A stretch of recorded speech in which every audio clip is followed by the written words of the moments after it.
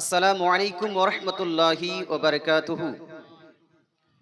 নাহমাদুকা ইয়া মান শাররাহা সুদুরানা ওয়া নাওয়ারা কুলুবানা ওয়াত্তালা'a রাসূলাহু আলা উলুমিল আউয়ালিন ওয়াল আখিরিন ওয়া 'আল্লামাহু ইলমা মা কানা ওয়া মা ইয়াকুন।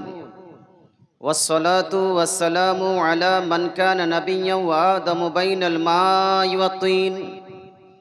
আম্মা বা'দ।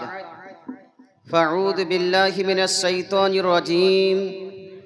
بسم الله الرحمن الرحيم. لقد من الله على المؤمنين إذ بعث فيهم رسولا. وقال رسول الله صلى الله تعالى عليه وآله وصحبه وسلم: من نسي الصلاة علي خطي طريق الجنة. সদাকাল্লাহুল আযীম ওয়া সাদাকা রাসূলুহুন নবিয়ুল আমিনুল মাতিনুল কারীম ওয়া নাহনু আলা যালিকা মিনাশ Shahdeen wash শাকিরিন was যাকিরিন walhamdulillahi rabbil alamin. Honorable President of this stage, respectable ulama ikram, then dearest and nearest all Islamic brothers and sisters, especially the students and youngsters of this village, of this city. Tonight, our Almighty Allah, after celebrating Eid Miladun Nabi Sallallahu Alaihi Wasallam yesterday, our Almighty Allah bestowed upon all of us a mercy to participate in this place, in this program, and to gain Islamic knowledge with the help of this Jalsa, this Mahfil, this conference, which knowledge is compulsory necessary for each and every person connected to Islam, whether it be male or female.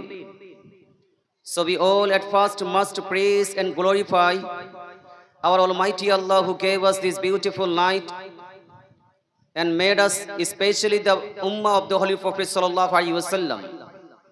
সমস্ত প্রশংসা, হামদ, সানা, তারিফ একমাত্র মহান প্রতিপালকের দরবারে নিবেদিত, যিনি এক ও দ্বিতীয়, যিনি অক্ষয় অব্যয়, যিনি নিরাকার, যিনি নিরাকার নিরাকার নিরাকার, যে মহান রব্বুল আলামিন দেহ থেকে পবিত্র, অঙ্গ প্রত্যঙ্গ থেকে পবিত্র, যে আল্লাহ তাআলার আকার বিশিষ্ট কোনো হাত নাই, পা নাই, শরীর নেই, সেই মহান রব্বুল আলামিন আমাদেরকে আজকের এই পবিত্র মেহফিলে অংশগ্রহণ করার এবং এই মেহফিলের মাধ্যমে ইসলামিক আলোচনা শ্রবণ করে নিজের ইসলামিক জ্ঞানকে বৃদ্ধি করার শক্তি প্রদান করেছেন। স্পেশালি ঈদ এ মিলাদুন নবী, জশ্নে ঈদ এ মিলাদুন নবী 12 রবিউল আউয়াল সংক্রান্ত আলোচনা এবং সেটা পালন করার তৌফিক দান করেছেন। তাই আসুন সেই মহান প্রতিপালকের দরবারে, আল্লাহর দরবারে একবার শুকরিয়া জ্ঞাপন করি। পড়েন সবাই উচ্চ স্বরে আলহামদুলিল্লাহ। একটু আর জোরদার পড়ুন আলহামদুলিল্লাহি রাব্বিল আলামিন। সম্মানিত শ্রোতা মুসলিম সমাজ, আমি তারাকপুর গ্রামে এই নিয়ে সম্ভবত 4 বার আসলাম। এখানকার মানুষ খুব ভালো, খুব জ্ঞানী, শিক্ষিত, তবে এখানে একটা সমস্যা আছে। সমস্যা হলো এই যে এখানকার মানুষ জালসা শুনতে চায় না। না, গ্রাম যতটা বড়, প্রত্যেকটা বাড়ি থেকে একজন লোক আসলে এরকম 4টা প্যান্ডেল লাগবে। বলছে হুজুর ভালো লাগে না, শুনতে মজা লাগে না। তো মজা লাগে কি ব্যাপার আছে বাপ?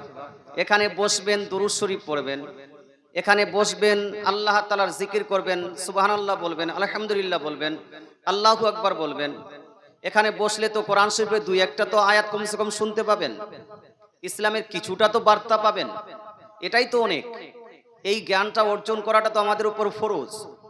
সম্মানিত মুসলিম সমাজ, যারা এসেছেন তাদেরকে ধন্যবাদ জানাই, আর যারা এখন পর্যন্ত এই স্টেজ বা প্যান্ডেলে আসেননি তাদেরকে আমি রিকোয়েস্ট করব যে আপনারা অবশ্যই এই জালসা মেহফিলে আসুন, জালসা মেহফিলে বসুন এবং অংশগ্রহণ করে নিজের ইসলামিক জ্ঞানটা বৃদ্ধি করুন, আখিরাতের পুঁজিটাকে বৃদ্ধি করুন। যাই হোক, আমি আপনাদের সম্মুখে যে আয়াতটি তেলাওয়াত করেছি তার ব্যাখ্যা বিশ্লেষণ করার আগে, যেহেতু আমরা সুন্নি মুসলমান, আমাদের দরুদ না পড়লে ভালো লাগে কাউকে? দরুদ না পড়লে ভালো লাগে না। আর আমরা যে কোনো জায়গায় দরুদ পড়তে ভুলে যাই না, ভুলি না। যেখানে হোক, বিয়ের সময়ও আমরা দরুদ পড়ি, মিলাদেও দরুদ পড়ি, চালিসা চারমতেও দরুদ পড়ি, সব জায়গায় দরুদ চলছে। আগামীতে চলবে না? চলবে না? চলবে। কেউ বন্ধ করতে চাইলেও বন্ধ করব না। দরুদ ভুলা যাবে না। বাবা, কেন ভুলা যাবে না? তার কারণটা হলো আমার নবী, আপনার নবী, দয়ার নবী, মায়া নবী ইরশাদ করেছেন, সিহাই সিত্তার অন্যতম হাদিস গ্রন্থ সুনান ইবনে মাজার মধ্যে হাদিসটি লিপিবদ্ধ।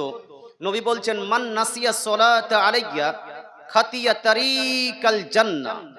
যেই ব্যক্তি আমার প্রতি দরুদ পড়তে ভুলে যাবে, যেই ব্যক্তি আমার প্রতি দরুদ পড়তে ভুলে যায়, সেই ব্যক্তি জান্নাতের রাস্তাকে ছেড়ে দিয়েছে।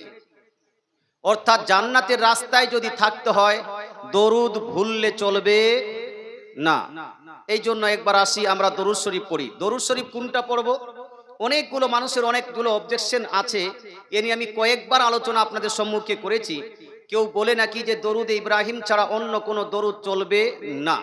আমি বলবো, ভাই, আপনাকে যদি দরুদ ইব্রাহিমই ভালো লাগে, অবশ্যই সেটাই পড়ুন, নো সমস্যা, নো প্রবলেম, আপনি সেটা পড়ুন।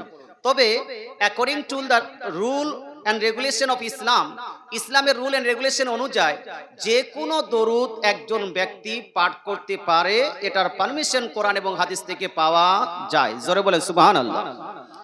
সুতরাং যাকে যেটা ভালো লাগবে পড়বেন, কিন্তু কেউ ওপরটা পড়ছে অন্যটা পড়ছে, তাকে বাধা দেওয়া যাবে না।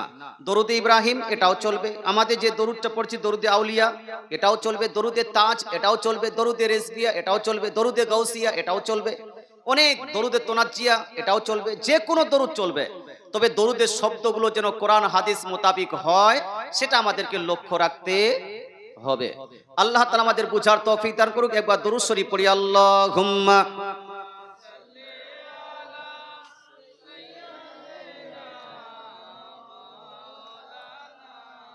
মুহাম্মাদ ওয়া আলা আলি সাইয়্যিদিনা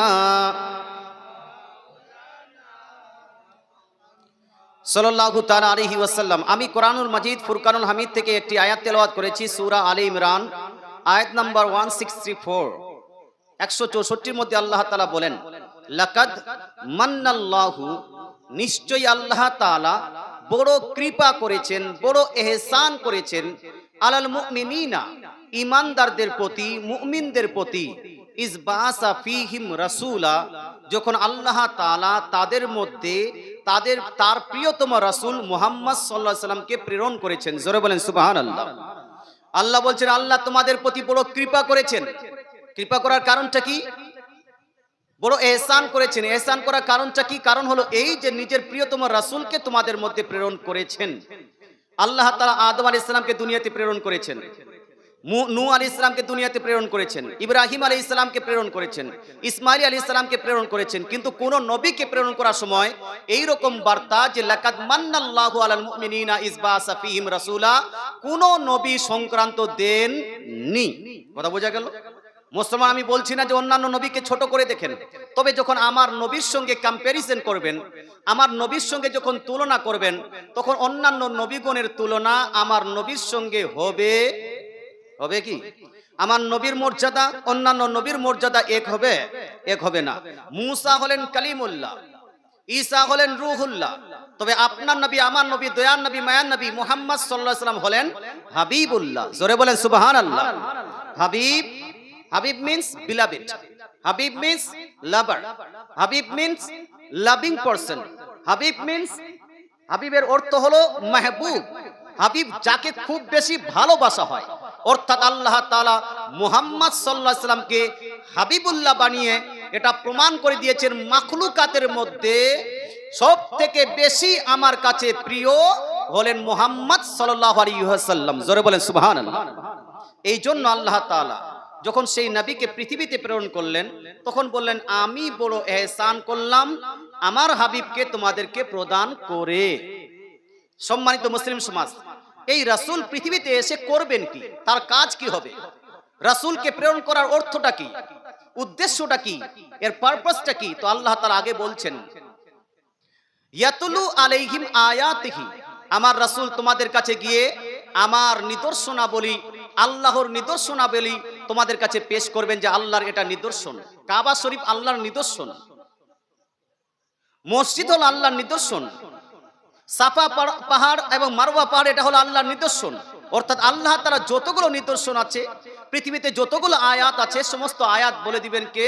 আমার রাসূল। এই বলার জন্য আমি রাসূলকে পাঠিয়ে দিলাম। আর কি করবেন? ওয়া ইউযাক্কিহিম, আর সেই রাসূল তোমাদেরকে এবং মুমিনদেরকে মানুষদেরকে পবিত্র করে দিবেন, পাক ও সাফ করে দিবেন। জোরে বলেন না সুবহানাল্লাহ।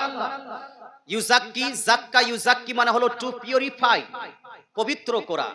যেমন আপনারা পানি পবিত্র করা, পানিকে সাফ করার জন্য এই কি বলছে লাগাচ্ছেন, ওয়াটার পিউরিফায়ার লাগাচ্ছেন বাড়িতে। আল্লাহ তাআলা রাসূল সাল্লাল্লাহু আলাইহি ওয়াসাল্লামকে প্রেরণ করে আল্লাহ তাআলা বলছেন, আমি যে রাসূলকে তোমাদের মধ্যে প্রেরণ করলাম, এই রাসূল পৃথিবীতে গিয়ে পৃথিবীকে পাক এবং সাফ করে দিবেন। পাক এবং সাফ কেন? এর আগে কি নোংরা ছিল? এর আগে কি আরো খারাপ ছিল? তো হ্যাঁ, খারাপ ছিল। নবী যখন প্রেরিত হলেন সেই সময় এমন একটি পরিস্থিতি ছিল, আপনার সিচুয়েশন ছিল, সেই সময় মানুষ 365 প্রায় 365 বুত এবং মূর্তি রেখেছিল কোথায়? কাবা গৃহে। মানুষ আল্লাহকে বাদ দিয়ে মূর্তিকে পূজা করত, মানুষ আল্লাহকে বাদ দিয়ে একটা বুতকে সাজদা করত, আল্লাহর সঙ্গে অন্য কাউকে শরীক করত, আর মানুষ সব সময় মদ পান করত, লড়াই ঝগড়ার সঙ্গে লেগে থাকতো। ইভেন এত